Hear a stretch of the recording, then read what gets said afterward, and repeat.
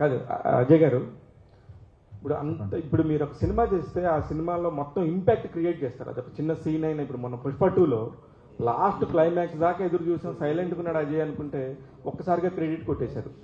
అలాంటి సినిమాలు చేసుకునే మీరు ఏ పాయింట్ మీద సీఎం పెళ్ళంకి జనాలకి కనెక్ట్ అవుతారని చెప్పేసి సినిమా చేశారు? చూసాక ఈ క్వశ్చన్ నేను అజయ్ గారితో మాట్లాడుతున్నాను. నేను అజయ్ గారి తరఫున మాట్లాడుతున్నాను.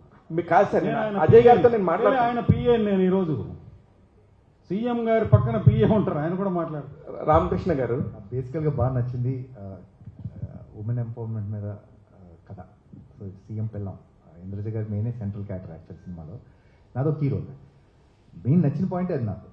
కాకపోతే ఇందాక మీరు మాట్లాడితే స్టేట్కి సంబంధించిన సీఎంలకు సంబంధించి ఎవరిదైనా తీసుకోవచ్చున్నారు. రేవంత్ రెడ్డి గారి వైఫ్ ఎప్పుడు కనబడరు, చంద్రబాబు గారి వైఫ్ అన్న కనబడుతూ ఉంటారు, మన ఎవరు కనబడరు, మిగతా వాళ్ళు కూడా. కనపడితే మంచిదని కదా చెప్పడం ట్రై చేయాలి. అదే అది ఇప్పుడు నా పాయింట్ కూడా అదే. సీఎం పెళ్ళాంలో సీఎం పెళ్ళాము నెగిటివ్ రోలా పాజిటివ్ రోలా అనేది పాజిటివ్ రోల్ అండి. ఎవరన్నా సీఎం వైఫ్ అని పేరు పెట్టి నెగిటివ్ రోల్ చేస్తారండి ఆవిడ.